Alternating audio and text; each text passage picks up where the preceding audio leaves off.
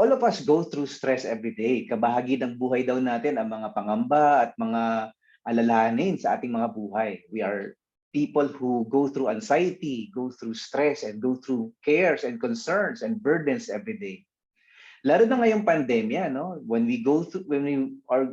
we are going through the pandemic, we are filled with a lot of anxiety and stress that is going on around us. Ako nga ho mismo, nag-COVID positive ako with my wife and my son. Nakaka-stress ho talaga, no? Pag nagkasakit ka at na-infect ka. And then also, the past few months, we experienced two major deaths in the family. My father died, COVID suspect, and my father-in-law died because of cancer.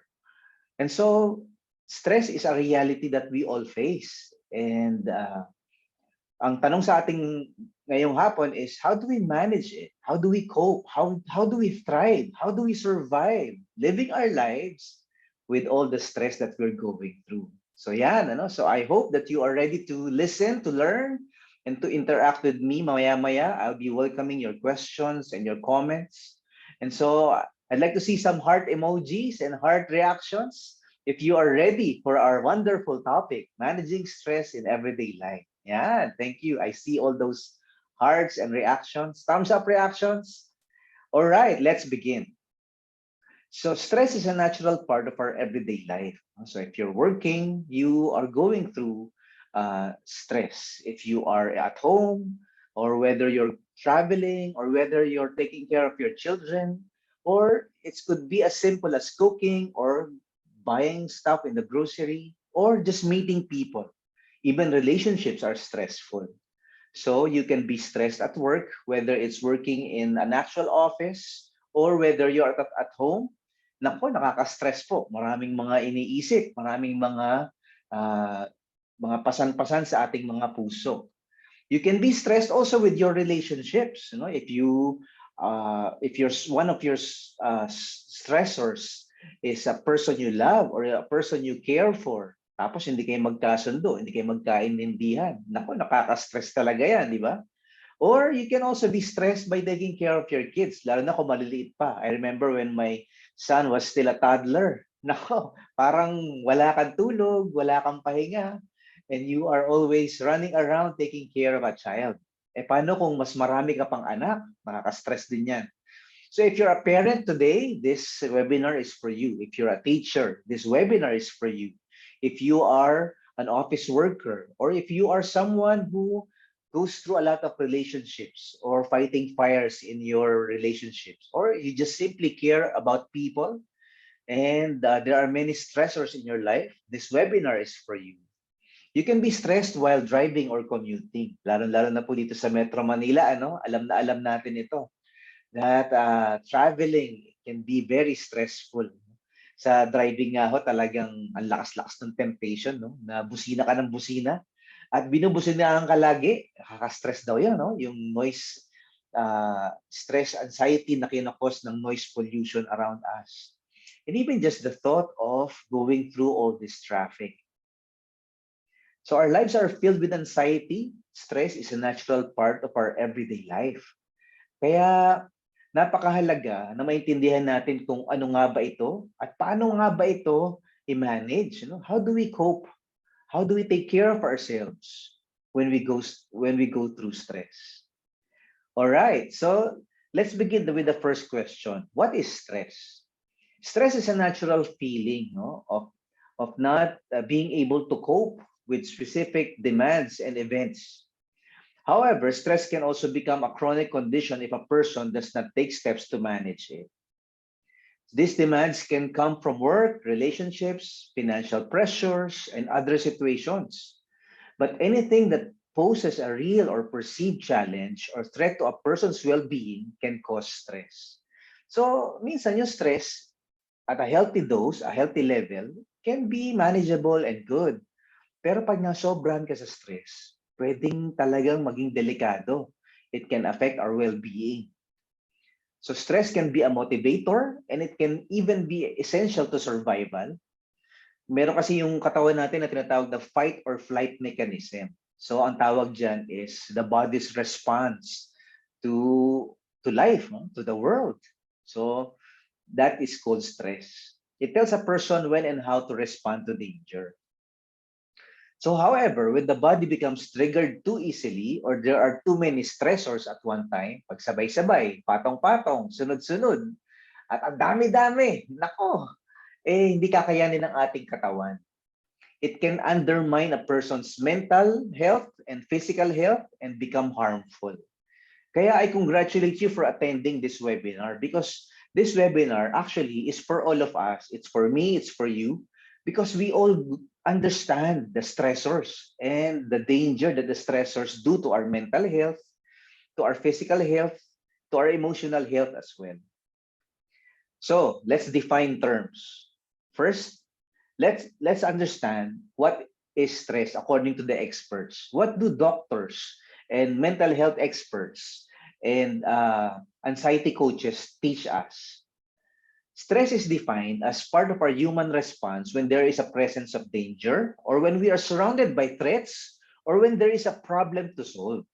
Kapag ka napapalibutan ka ng parang palagay mo ay kapahamakan, dangers, or parang merong mga api sa'yo o may mga away sa'yo or parang merong aksidenteng mangyayari, no? Or when you have a problem to solve relationally, financially, that is part of our human response.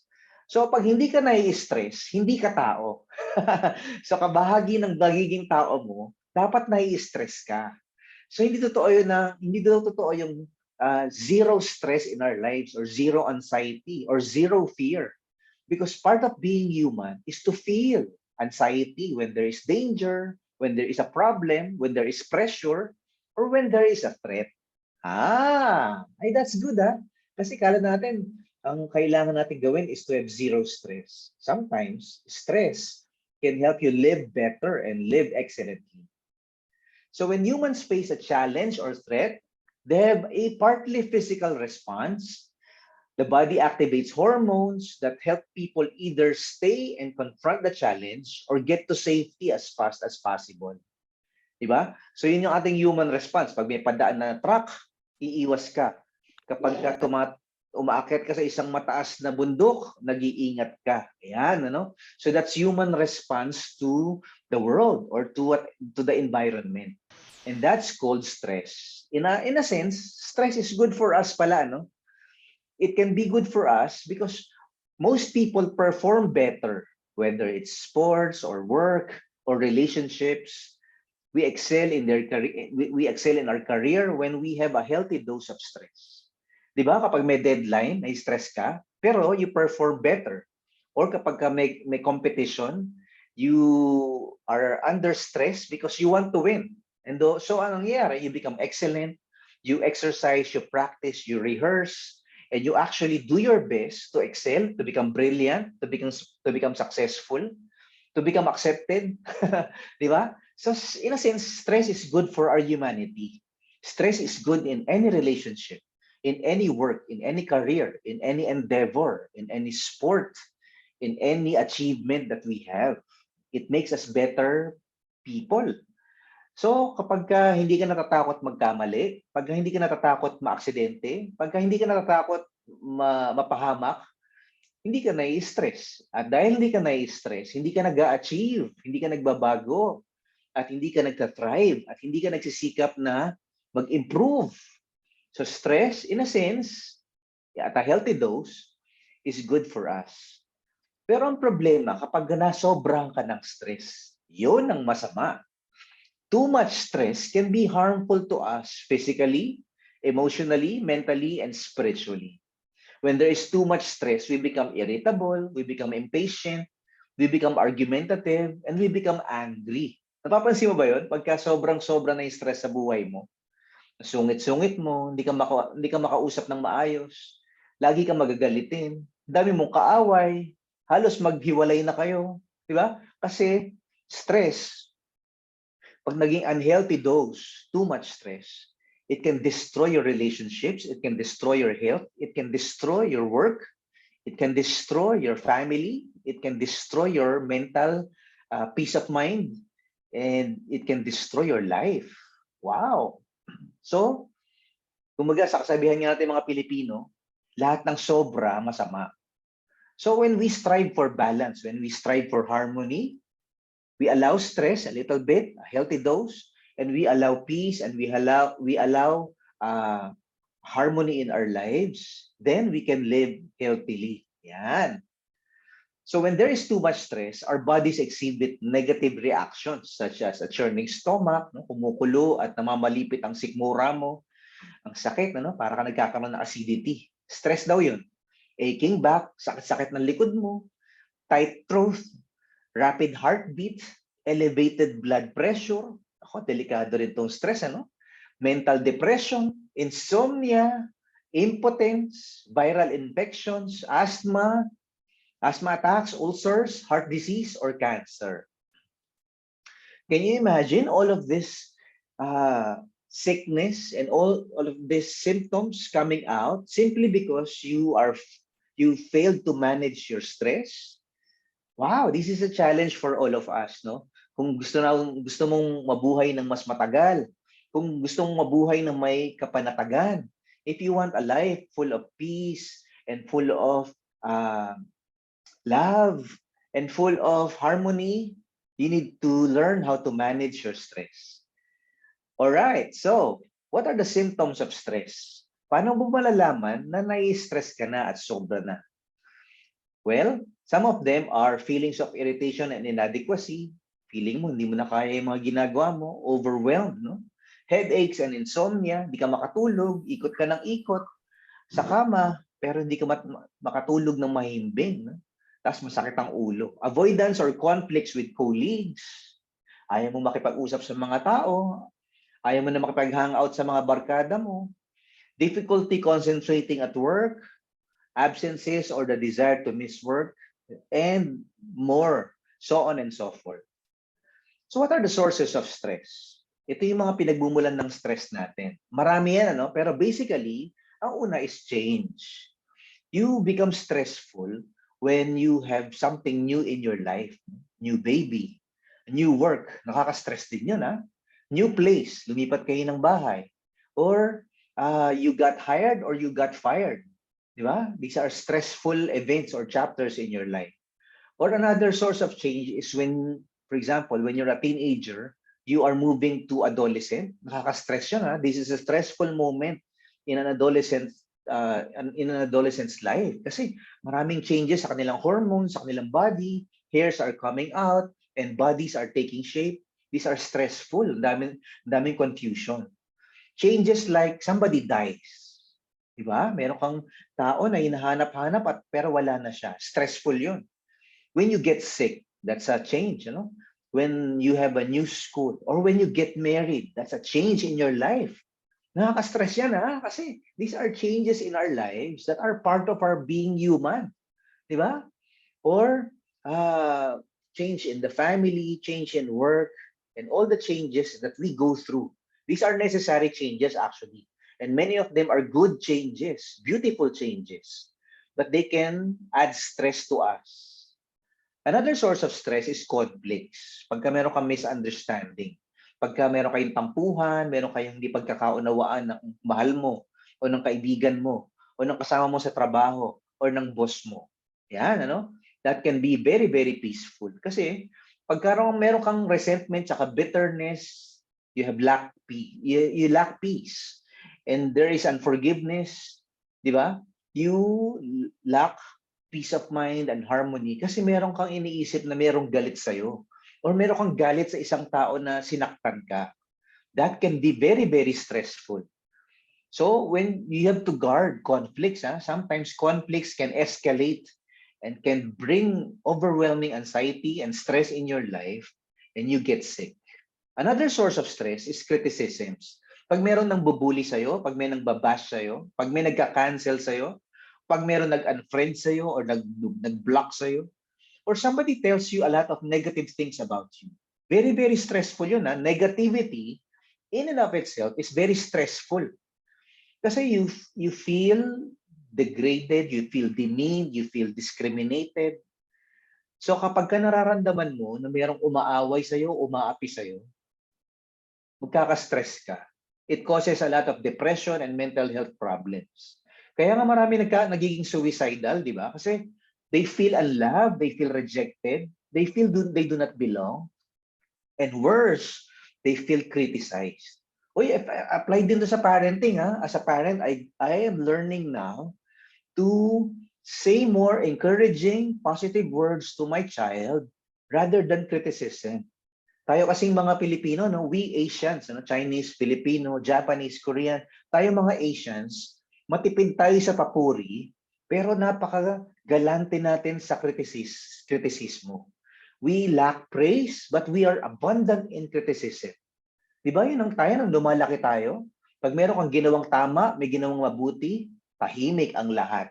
Pero meron kang ginawang mas maliit lang na pagkakamali, ang nagsasalita ang lahat, ang dami ng sinasabi. So we lack praise, but we are abundant in criticism, and that can be unhealthy. When you grow up with a lot of negativity and criticism, you feel unloved, you feel insecure, di ba? Kasi nabuhay ka puro stress, hindi puro peace and harmony. Puro negative, hindi puro positive. So, criticism can be a source of stress. Bantayan yan, ha? In your relationships at home, in your marriage, at work, in school. Another source of stress is concerns. Pag marami kang iniisip, marami kang inaalala, bills to pay, when somebody got sick, no? Pag merong kang mga worry and anxiety that occupies your mind. So, hindi ka makapag-enjoy. Di ba? Sarap-sarap ng kinakain mo, pero hindi ka masaya kasi stressed ka eh. Meron kang concern. Di ba? You are concerned with a diagnosis by a doctor. You are concerned with what's happening to your children. You're concerned about the future. You're concerned about your health. You're concerned about, if you if you go to this trip, will you make it? Di ba? So, ang dami mong iniisip na yung mong inaalala.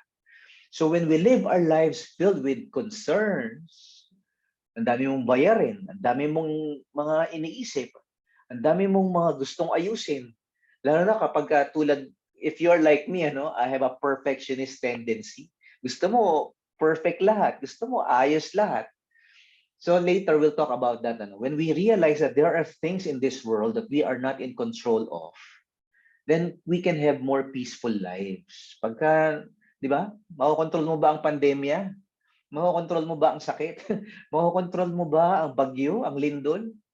Makokontrol mo ba ang brownout? Yan, So, when you live your life accepting that there are things that they are out of your control, then you are better off. So, the question for us this afternoon, the heart of our webinar is, how do you overcome stress? How do you manage stress? So, here are some strategies that we can make. The first strategy is you set boundaries and know your limits. Dapat you work smarter, not harder. Pag hindi mo na kaya, you have to ask for help. You have to say no. Yan, So, you have to know yourself. Ano ba yung kaya mo? Ano yung limitasyon mo? Ano yung boundary mo? Diba? Kasi pagka na-burnout ka, kapag na-overload ka, you will actually get sick, your relationships will become strained, and your work becomes a mess. Yun ang nangyayari kapag oo ka ng oo at hindi ka marunong humindi. Kasi you want to please people, you want to impress people, you want to perform for people at the expense of your health, at the expense of your marriage, at the expense of your family, at the expense of your own peace of mind. Yan, So, kapag hindi mo na kaya, magsabi ka. You have to take care of yourself. You have to love yourself so that you can love others better. You have to take care of yourself so that you can do more good to this world, so that you can bless more people. Does that make sense? So when you set boundaries, when you know your limits, when you know that you cannot do it anymore and you say no, that is actually making yourself more healthier, more happier, and more available for more people. So when you love yourself, you can love others better. You can love your family more kasi hindi ka masungit, hindi ka stressed. Ang himbing ng tulog mo kasi hindi ka burnout, hindi ka overload. Siguro narinig nyo na yung term na burnout, Ang isang analogy ko dyan is one time nagdadrive ako sa NLEX, saka T-Plex, no? At biglang sa dashboard ng kotse ko, merong nagbi-blink. Nagbi-blink. Hindi ko pinapansin, drive lang ako ng drive. Bilis-bilis. Maya-maya, umuusok na yung makina ko. No? So, sabi ko na, nag-overheat na pala yung makina ko. Ayun. At tino ako, napagastos patuloy ako. Simply because I failed to look at the dashboard. That blinking warning sign na ako ay nag-overheat na pala. Ganon din sa buhay natin. Same is true with our lives. We have an invisible dashboard that says you are burning out. Merong mga warning signs kapag hindi mo na kaya at parang nabe-burnout ka na. Pag masyado ka nang masungit, kapag tinatamad ka nang pumasok, pag ayaw mo nang gumising, pag hindi ka na excited sa buhay, or parang depressed ka na, these are your warning signs. These are your blinking lights on your dashboard to tell you that you need to slow down. You need to say no. You need to set boundaries. Hello, I hope this is speaking to all of you. Kasi kapag ka nasobrahan ka ng stress, apektado talaga yung mga anak mo. Pati aso mo, apektado. Alam nila kapag ka masungit ka. Apektado yung trabaho mo. And most of all, apektado yung sense of happiness mo. If you're not happy, your work becomes a mess, your family becomes a mess, and your achievements becomes a mess.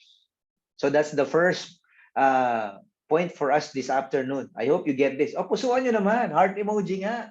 If you like this strategy, stress management strategy. Yan. Thank you for the heart. Thumbs up reactions. This is the second strategy that we should do. How do you manage stress? When you manage your time. That means, sinasayang daw kasi natin yung oras natin sa mga bagay na hindi importante. When we do not manage our time well, we do the wrong priorities.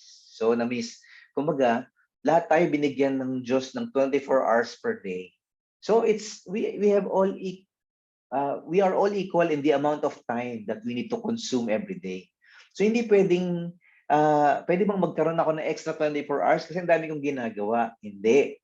Pero ang pwede mong gawin is when you prioritize the important more than the urgent. So, ang ginagawa ko, I list my things to do for the week, and then I put them in a calendar, in a planner. And by the way, when you manage your time, you can notice that you have more time to include your family, to include your spouse, to include time for yourself. Yun ang sikreto ng managing time. Kasi when you are able to pin down all your workload and all your activities, mapapansin mo, meron ka pa palang time para sa sarili mo, time para sa pamilya mo. And that can become your stress management strategy. Napapansin mo, di ba? When you have time for yourself, overcome mo yung stress sa work. Kapag meron kang time sa mahal mo, mapapansin mo, gumaganda yung trabaho mo, gumaganda yung grades mo, gumaganda yung pagtuturo mo, gumaganda yung buhay mo, yung mga relasyon mo. Kasi, na-inspire ka. Hindi ka masyado puro trabaho, hindi ka lagi nagmamadali, at wala ka ng time makipagkape at makipagkausap sa mga taong mahalaga sa buhay mo. So time management is very, very important. Yun nga lang, ang isang caveat sa time management is, hindi to one size fits all. My time management strategy may be different from yours. For some people, a visible printed planner works. But for some people, it should be a digital planner. For some people, a planner does not work at all. So iba-iba tayo ng strategy. So sa akin, the best time management strategy is the one you use. Kung ano yung nag-work sa'yo para i-manage mo yung oras mo. Para hindi ka lagi nahuhuli sa deadline. Hindi ka lagi nagmamadali. Hindi ka laging overwhelmed na parang tambak-tambak ang trabaho mo sa lamesa mo. Kasi everything is managed well. Of course, not all of us are gifted in the skill of managing and organizing, right? Ako, medyo cluttered din ako, no? But we can learn. That's the good thing about skills. It's a skill, eh. It's not a gift. It's not a talent that you are born with, di ba? May mga tao, di ba, pinanganak sila. Ang galing na magpiano, 3 years old. Ang galing na magmath, 5 years old. Ang galing na magbasa, 1 year old, di ba? May mga geniuses among us. But time management is not a gift. It's not even a talent. It's a skill. The good thing about skills is you can learn it. It's like swimming or driving, di ba? You can learn it at your own pace, at your own with your own style, with your own approach. So that's the second strategy. Manage your time. People who learn how to manage their time are people who know how to manage their stress. The third strategy is take time to rest and relax. You need this. No? Ito yung tinatawag na slow down. You need one day a week to have your time to rest and to relax. So, ang tawag dito, time out ka muna. Kasi this can help you avoid overheating when you have time to relax, to enjoy, to have fun, to spend time with your family. And so that's how you manage stress. Yung maya't maya, meron kang time magpahinga. Minsan tulog, mahabang tulog. Or gawin mo lang yung paborito mong hobby. Di ba? So for some people, there are different ways of taking time to rest and relax. Magkakaiba tayo ng style of relaxing. For some people, it's meditating or reflecting. Yan, no? So that's a very powerful source of relaxation. When you meditate, when you reflect, you think about the good things, you think about God, and you think about your life, you think about the blessings, you count your blessings instead of just counting your problems, meditating and reflecting. For some people, it's just drinking good coffee in a nice coffee shop with a beautiful music and a good ambiance. Di ba? So for some people, it's just 1 hour of good coffee in a good place, quiet restaurant, di ba? With good music. For some people, it's listening to a relaxing playlist, di ba? Kung meron kang playlist that calms you, that relaxes you, di ba? 30 minutes of silent, quiet time of listening to my good favorite songs. That can be relaxing. So kailangan alamin mo, ano ba nagpaparelax sa akin? You have to figure it out and you have to put it in a schedule. Ang tawag ng iba dyan, me time. Di ba? Time alone. Or some people call it my quiet time.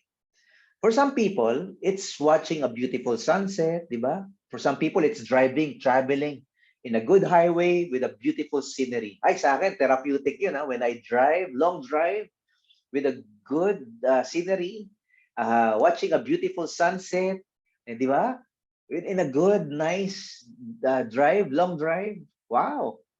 For some people, that's relaxing. That's therapeutic for them. It makes them feel recharged and revived. For some people, it's walking in a garden or a park. Di ba? Nakaka-relax daw yung plantito tsaka plantita, no? Yung gardening or just looking at a garden. Ako hindi mahilig magtanim pero pag nakakita ko ng garden, parang something happens to my soul, something happens to my mind. It relaxes you, it heals you. Kaya di ba may mga tao na pag may sakit sila, dinadala sila sa isang lugar na puro halaman, puro puno, at gumagaling yung sakit nila.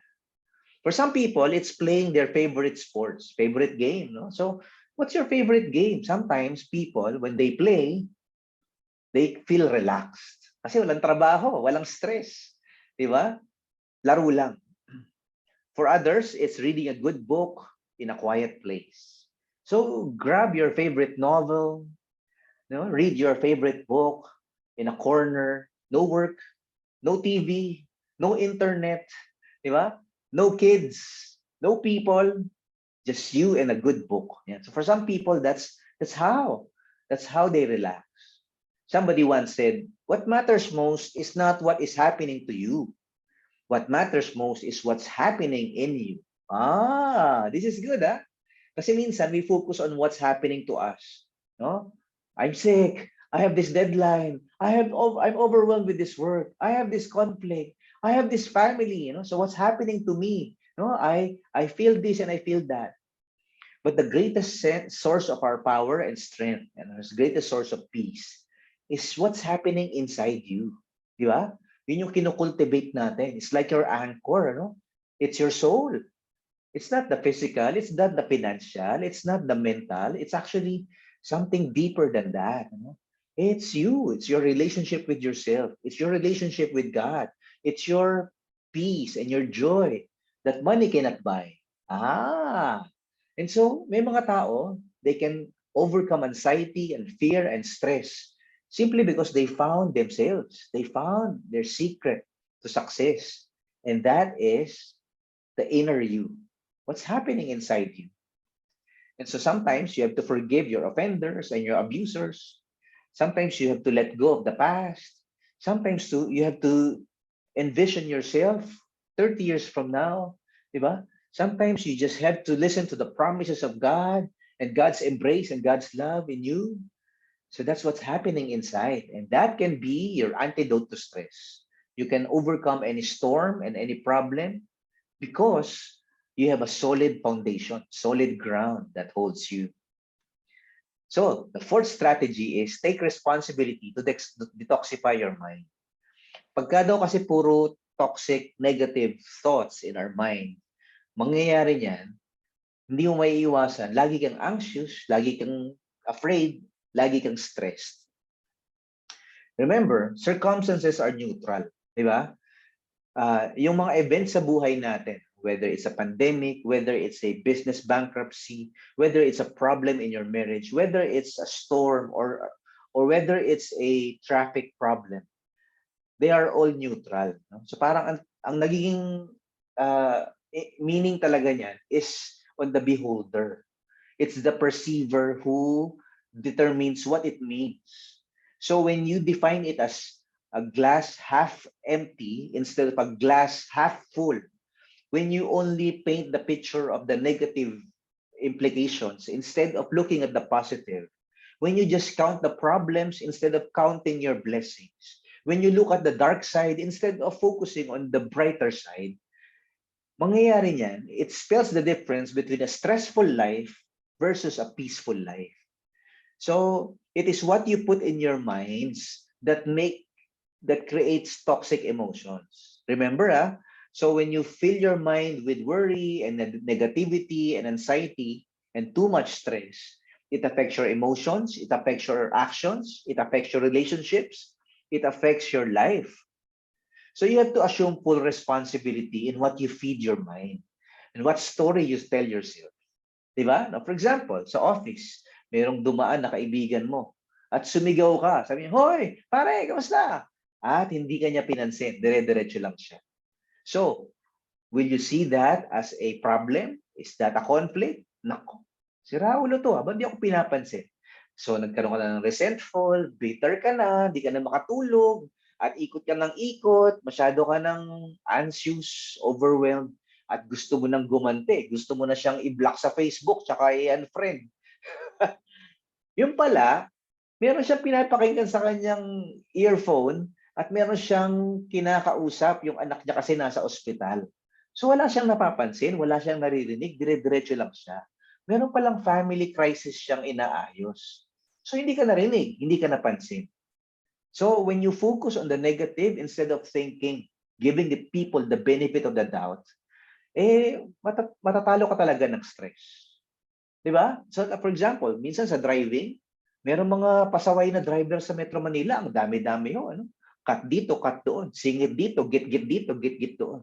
So iinit talaga ang ulo mo. So minsan natutokso rin ako, no? Habulin ko kaya ito, git-gitin ko rin. O kaya businahan ko kaya ito ng isang oras. Subukan niyo na ba yun? Isang oras kang bumusina. Buti na lang yung misis ko, inaawat ako. No? Mike, baka may baril yan. Umayos ka. Malit pa anak mo. And so I compose myself and then I tell my mind a different story. Baka may emergency kaya nagmamadali. Baka hindi niya ako nakita. Nasa blind spot ako. So you see, you look at the brighter side. Sometimes, people do things not intentionally attacking you. The world is not out to get you all the time. Di ba? Victim mentality kasi yun. Na parang inaapi ako nito. Parang pinaparinigan ako nito. Ako yata tinutukoy nun. Di ba? Hindi naman. Di ba? Masyado tayong assuming. So, when we give circumstances the benefit of the doubt, when we look at the brighter side of things, then we are more better off because we are prone to overcome stress instead of be overwhelmed with stress. Okay ba yun? Sige nga, pusuan nyo nga. Kung gusto nyo yung strategy na yun, take responsibility on what you think. So sabi nga, there's a quotation that says, Brad, no? Sabi niya, though no one can go back and make a brand new start, Anyone can start now and make a brand new ending. Oh, this is awesome, ano? Whatever happened in the past is in the past. Di ba? Hindi mo na kayang balikan yun. Pero what you can do now is start a brand new ending. Di ba? You can start all over again, a new chapter in your life that you can choose to love instead of hate. You can choose to understand instead of discriminate or assume. You can choose to have peace of mind instead of be anxious and be afraid and be stressed all the time. This is our last strategy for this afternoon's webinar. So when you build positive relationships, when you surround yourself with love, pagka pinalibutan mo raw, experts say, kapag ka napapalibutan ka ng mga taong mahal ka at mga taong mahal mo, mapaglalabanan mo ang stress, mapaglalabanan mo ang depression, mapaglalabanan mo ang anxiety or panic because you know that there are people who support you. So ito yung tanong sa atin ngayon. May mga kaibigan ka ba na source of love and source of encouragement and source of positive relationships? Napakahalaga nito, no? Kasi when we are surrounded by people who love us and who understand us, yung mga taong pwede mong iyakan, pwede mong pagsumbungan, pwede mong, di ba, paglabasan ng mga sama ng loob pero hindi ka i-judge, hindi ka i-condemn. Pwede ka mag-out sa kanila pero tanggap ka nila. Pwede ka magmura sa harap nila dahil sobrang galit na galit ka, pero mahal ka pa rin nila. At kahit na gaano kapangit na yung ugali mo, susuportahan ka pa rin nila, tutulungan ka nila magbago, tutulungan ka nilang mag-move on. Wow! These are people that you need in our life, that you need in your life, no? Positive relationships. Because all of us are created to love and be loved. Napakahalaga nito, no? When we understand that we need people. No one is an island, di ba? Kailangan natin ng bawat isa. So how do we overcome stress? When we have support groups, when we have people who care for us, when you love someone and someone loves you, you can overcome stress. Meron kang mapagsasabihan kapag di mo na kaya. Wow! So, do you like this? So somebody once said, when you were born, you were crying and everyone around you was smiling. When you live, so we encourage you to live your life so that when you die, you will be smiling and everyone around you will be crying. So I encourage you to be a blessing to others. I encourage you to cultivate positive relationships. Of course, may mga negative relationships. Hindi mawawala yan. Ano? That's part of the world. That's part of our humanity. Some people will hate you. Some people will not accept you. Some people will not vote for you. Some people will not approve you. Some people will not hire you. And that's okay. But there are those who will love you. There are those who will, encourage you, who walk with you through thick and thin. How do you do that? When you become a blessing to people. Ayan, ito yung sinasabi ng quotation, ano? When you die, you will be smiling and everyone around you will be crying because they will miss you so much. Because they really appreciated the good things, the beautiful things that you contributed in their lives. Dapat yun daw ang mission natin sa buhay natin, ano? Napakaikli kasi ng buhay para sayangin sa puro away, tampuhan, yabangan, inggitan, kanselan, di ba? Sayang ang buhay, napakaikli. 3 days ago, one of my high school classmates died, 49 years old, no? Mag-batchmate kami, classmate kami. Diabetes, no? So, very young, niliit pa ng mga anak niya, beautiful family, beautiful career. Suddenly, he's gone. So, kaming magka-classmates ngayon, nasa chat group kami, we're all grieving and we feel sorry and we miss him. And then maraming mga regrets, ano? Sana ganito, sana sinabi ko ito, sana sinamahan ko siya noong ganito. And that's the story of our lives, no? We are filled with regrets by the things we do not do. Lesson, life is short. Love before it's too late. Forgive now before it's too late. Show kindness now before it's too late. That's how you overcome stress. When you build good relationships, when you become a blessing to your spouse, when you become a blessing to your children, when you become a blessing to your boss, when you become a blessing to your office mate, di ba? When you become a blessing to your students, And so, because tomorrow may not be here anymore, tomorrow you may not be around anymore, or tomorrow they may not be here anymore. And so, we live our lives, di ba? Loving, forgiving, doing good, showing kindness before it's too late. So today we talked about 5 strategies in managing our stress. So later I'll wait for your questions or comments or your thoughts on this. Pero for now, let me summarize. Set boundaries and know your limits. Napakahalaga nito. Kapag hindi mo na kaya, you ask for help. Manage your time. You need to know your priorities. Your priority should be God, yourself, di ba? Your marriage, your children, your family, and then your work. Ang problema sa atin, nauuna yung work more than God, more than self, more than your health, more than your family, more than your marriage, and everything becomes a mess. So you have to manage your time and know your priorities. Number 3, take time to rest and relax. We are like, engines that needs to cool down and take a break. When your dashboard is telling you that you are overheating, you have to take the warning signs. You have to take seriously the warning signals of your life. Di ba? Huwag mo na antayin doktor pa magsabi sa'yo na meron kang sakit o meron kang problema dahil hindi ka nagpapahinga at puro ka fast food at puro hindi ka natutulog at hindi ka na nag-enjoy sa buhay. Ayan, So, and number 4, take responsibility to detoxify your mind. What you put in your mind really affects your emotions. Totoo yan, What the mind thinks, the body achieves. So when it's filled with negativity and toxicity and all stress and anxiety and fear, it will affect your performance in life, in work, in marriage, in your family. And so you fill your minds with good things, with the true things, with the beautiful things, with things that are just and good and lovely that comes from God, di ba? And then build positive relationships. Relationship with God, relationship with people, relationship with your family, relationship with your workmates, relationship with your boss, relationship with your neighbors. Of course, there will be negative relationships. There will be people who will not agree with you all the time. But if there are more people who love you than hate you, then you are better off. You're on your way to an excellent life, a beautiful life, a life of wisdom, a life of peace, a life of harmony, instead of a life of stress. Wow, magandang hapon po sa ating lahat. I'm so happy to be your speaker this afternoon. And may God bless you. I hope you learned something today. Maraming salamat po. Magandang hapon. All right. Thank you very much, Sir Michael. Thank you for blessing us with this wonderful session. So at this juncture, we are now opening the floor for questions.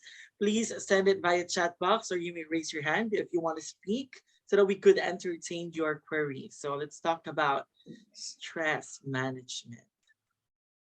All right, we'll wait for questions. Yeah.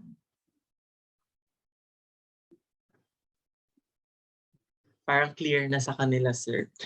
No, we'll wait for the questions. We'll wait for the questions po.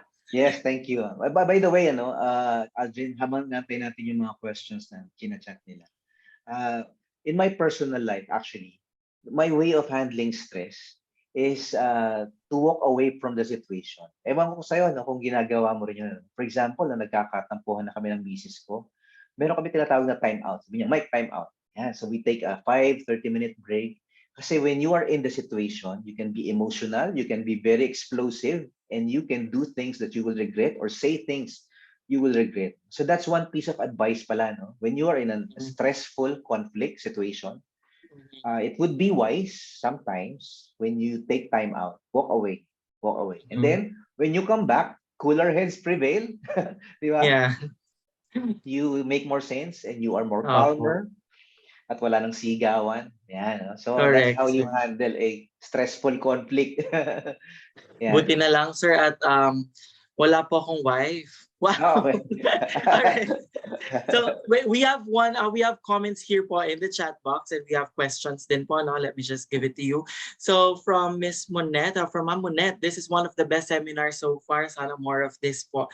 Yeah, this one is really timely and relevant, especially right now po na nagkahabol kami actually with the school year kasi nga po from Mm. the 2-week break that we had. So we also had from Miss Layla, what if the people who help you cope with stress are the ones that cause it? Who do you turn to for help? Oh, wow. That's a good question. Actually, that's very true. Ano? There are people in our lives that are stressors. Okay? Mm, So some counselors, some coaches will advise that you avoid the source of stressors or the source of stress mm, in your life, especially if there are toxic people. Because some people are toxic and difficult to be with, and you're sacrificing your mental health, your peace of mind, and your sense of joy and happiness. So that's when you apply the strategy number one. You set boundaries. No? So, for example, pagka hindi kayo magkasundo ng kaibigan mo or ng ka-workmate mo, sometimes you need time off. Hindi muna kayo magkikita, mag-uusap. Uh, so for your own recovery. So parang sometimes wounds heal when the person who wounded you is not around. Yan, applied yan to any relationship, romantic relationship, friendly relationship, and even work-related relationship. Minsan, meron kayong tinatawag na time out, break. Sa mga mag-boyfriend, girlfriend, ang tawag nila dito, cool off muna tayo. Cool off. yeah. Pag-isipan nga natin kung tayo talaga. On the other hand, of course, while you set boundaries, sometimes you avoid people that is causing you pain. No? Sakit-sakit pagsalita, ang sakit-sakit Mm, kausap, puro na lang criticism tsaka negative. Uh, while it is wise to set boundaries and take time off na, oh, muna tayo magkita, masyado na akong sugatan. Sometimes yeah. it can also be wise when you sit down with the person and actually tell the person na, I don't want this to stop. That's also boundary setting, I don't want you to demean me anymore. I don't want you to criticize me like that anymore. Hindi ko na kaya yung galit mo. And I don't want this relationship to be like this. Can we do something about it? Yan, So sometimes a good conversation over coffee, calm environment and calm conversation can bring the relationship to a better level. Yan. So that's also boundary setting. Pag nasasaktan ka, magsabi ka. Yun ang problema kasi sa Right. ating mga Asians, no? Pagka Mm-hmm. passive-aggressive kasi tayo eh. When we are hurt or offended, we don't speak. Pero Mm-hmm. may dura na yung pagkain, or Yeah. bumabaksak yung pinto, di ba? Or may tamtax na sa upuan, pero we don't say anything, di ba? So, Mm-hmm. yeah, so yun, talking, Yeah. a good conversation, and then pag hindi na kaya talaga, sometimes taking time off with the relationship, cool off, is very, very helpful as well. All right. Thank you, sir. Another question from our chat box. Here's from Miss Angelica. How many minutes po yung time out? How long siguro no, for the time out? Ay, what do you mean? Yung sa relationship? Yes, for the Pag sa, relationship. Time with out. toxic people. Oh yeah, so it depends, no? Sometimes if the wound is deep, pag malalim yung sugat, malalim yung tampuhan, mas matagal, no? Mas matagal yung boundary setting ninyo na wala mo nang usap, wala mo nang text, wala mo nang calls, di ba? But by the way pala, there's a problem with that advice. It does not apply for everyone. Kasi some relationships you cannot break. Some relationships you cannot avoid. No? Eh paano kung boss mo? Paano kung ka-office mate mo, pareho pa kayo ng table, no? Isang cubicle lang kayo, di ba? Hindi mo maiwasan talaga. Or paano kung kasama mo sa bahay? What if it's your mom? What if it's your, brother or sister? What if it's your spouse? So yung time off it will take a different format. No? So for example, in our case, ng misis ko, I go out of the house for a few hours and she stays at home. So yun, no talking. Kasi may tampuhan eh, di ba? So I go to a coffee shop and, just rant out to a friend maybe, or just be alone listening to cool music, calming music. Then I come home. So sometimes you play it by ear. There's no exact amount of time. Sometimes it could be just 30 minutes of silence, or it could be an hour of separation.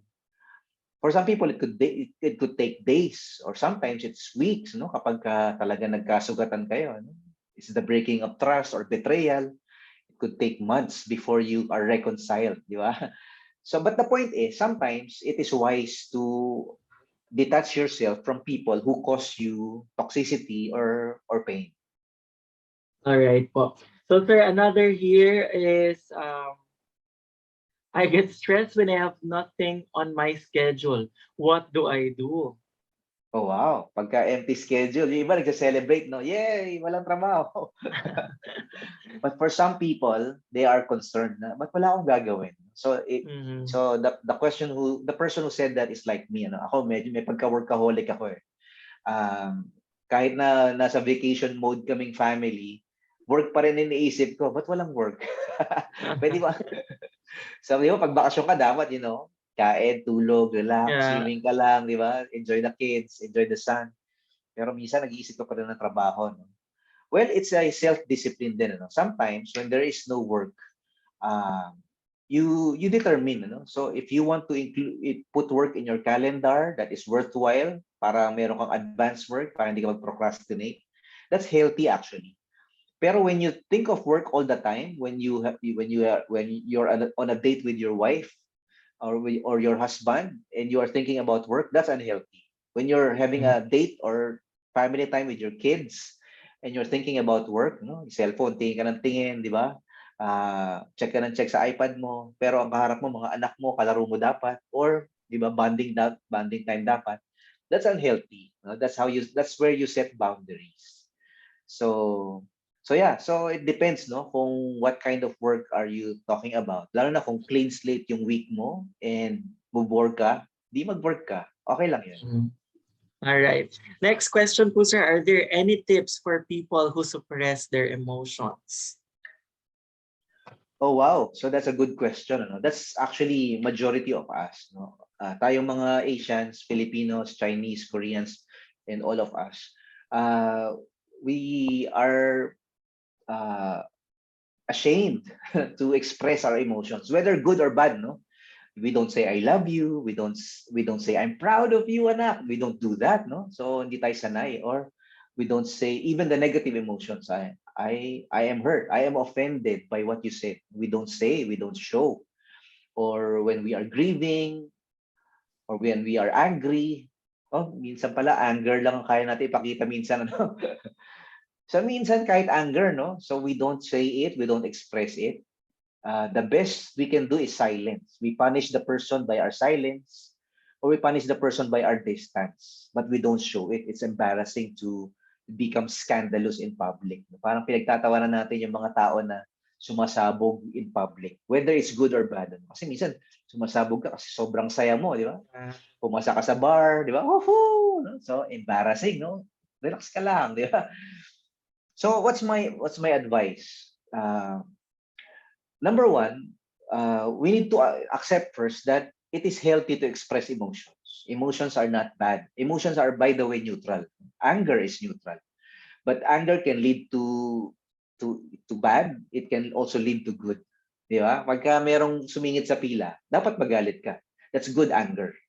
Pag merong nandadaya sa eleksyon o may nandadaya sa exam, di ba? Dapat may anger. That's good anger. Meron ding bad anger, no? So, yung anak mo, nabaksak niya yung favorite mong coffee mug, hindi naman niya sinasadya. So, mas minahalagan mo yung coffee mug, sinabon-sabon mo siya, di ba? No iPad for 1 month. Grabe. Tapos, sinabihan mo pa ng mga verbal abuse, no? Tanga-tanga mo talaga, etc. So, all that for a mug, that's bad anger. Yeah. all So, right po. yeah. So you have to express emotions in the proper way, in the right way, for the right reasons. Mhm. So yun, that's one. So, Accept emotions are good. Expressing emotions are good. Lalo na yung when right. you tell people, I love you, thank you, Mhm. I'm proud of you, you are beautiful, di ba? These are good expressions of what we feel and how we feel. All right, sir, another question here. I'll combine the two na lang kasi they're related naman. Sir, is it bad to face the stressors in an emotional way? And is it okay to cancel the stressors? And when do we know if we have to cancel the person already? Oh Ah, wow, this one's great, huh? that's a beautiful question. Applied na applied yan sa social media, no? So lalo na ngayon, no, Mm-hmm. palapit ng elections, and there are many relationships, many friendships who are strained because we will not vote for the same person. Eh. We all have different political inclinations and preferences. Eh minsan nauuwi sa away, di ba? Nauuwi sa tampuhan. So ako, ang advice ko, no, to my friends, no, even with my church or with my workmates, no, sinasabi ko, pare, don't burn bridges. No? So, politika lang yan. Or anong pinag-aawayan nila, no? Whatever the topic is. No? Number one, don't burn bridges. And then don't sacrifice the relationship. Uh, Hello. so sometimes you can win an argument and lose the friend or lose the person. And that's bad. That's very, very sad. Hello. When the focus is to win arguments and to prove that you are right instead of showing that you are kind and you still value the relationship. Yan. So yun yung pinaka-default natin. Ano? Value the relationship, preserve the relationship, save the marriage, save the friendship at any cost, at all costs. Don't let politics, don't let religion destroy it. Don't let arguments or debates about money or about preferences and likes and dislikes destroy the friendship or the family or the marriage or the relationship. Yeah, so yun yung default natin. Pero if the person that you are having debate with or having disagreement with is causing you mental health problems, is causing you depression, he's saying things that are actually causing verbal abuse or emotional abuse, that's when you uh, detach yourself from the relationship temporarily. Okay? Temporarily, ano? So wag mo nang i-block forever. Maybe i-block mo for a while. No? Mhm. Or unfollow. Uh, so kasi we are better off when we have more friends than more enemies. Mhm. So ako, for example, at my age, no, when we are younger, when we are in our 20s, in our 30s, wala tayong pakialam, di ba? We prove ourselves that we are right and the others are wrong. We want to argue, debate all the time. We don't care, di ba? We don't care what people feel. Basta tama ako, tama ako. Mamatay na kayong lahat, ganyan, ano? So because we're younger, we're passionate. But when we grow older, we get tired of all this trivial debates and trivial disagreements and non-important, non-meaningful. Di ba? Paano? Ano naman kung tama ka? Nasira naman yung marriage mo. Nasira naman yung friendship mo. Tama ka nga. Pero 10 years from now, who cares if you are right? Di ba? Who cares if whoever wins this election? Di ba? 10 years, 30 years from now, the family is more important. The friendship is more important. The person is more important. Yes, so but yes, if you feel that you are now becoming depressed and suicidal and always you lost your self-esteem because of a person or because of some person's verbal abuse or emotional abuse inflicted upon you, then you set boundaries. Yeah? You can temporarily distance yourself from the source of stress or the source of toxic words. That's healthy. Actually, there's wisdom when you. Kaya nga ako, no, I'm a pastor and sometimes I do marriage coaching once in a while. And sabi ko, pag nagkakasakitan na kayo, maghiwalay muna kayo. Diba? Uwi ka muna sa parents mo, uwi ka muna sa parents mo. Kasi hindi healthy na magsama kayo pag Yes. ganito yung state of mind ninyo. Mhm. Baka magkapatayan pa kayo. Di ba?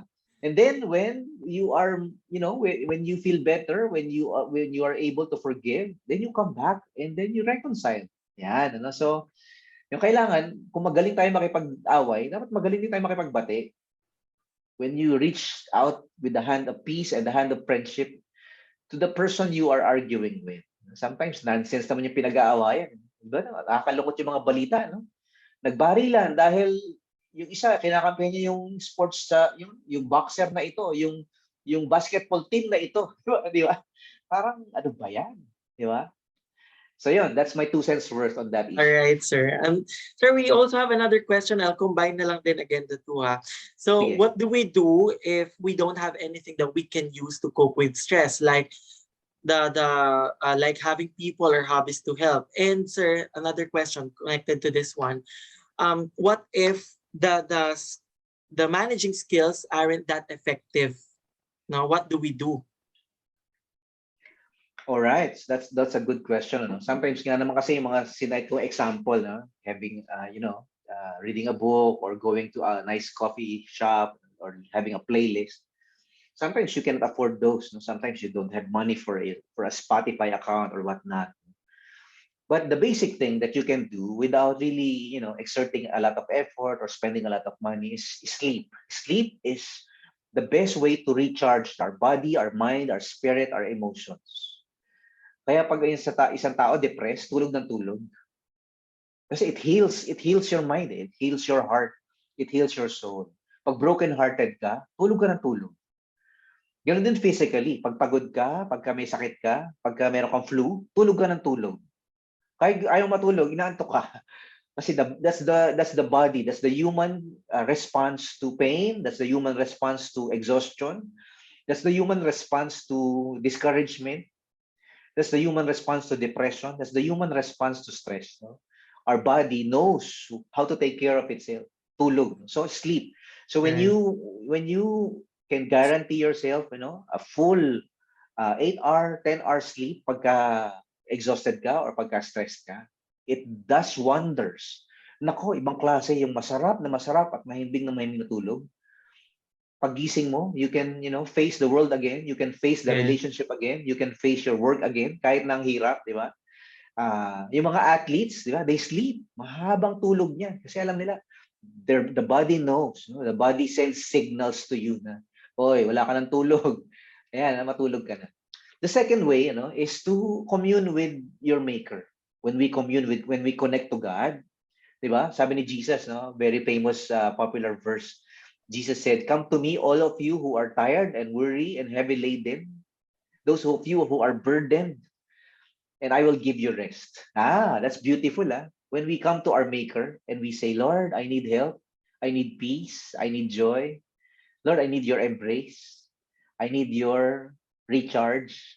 Help my soul." Yeah, When we do that, when we connect to our God, then we are better off. We can thrive, we can survive any storms in life, any anxiety that we encounter, any stressor that we can face, di ba?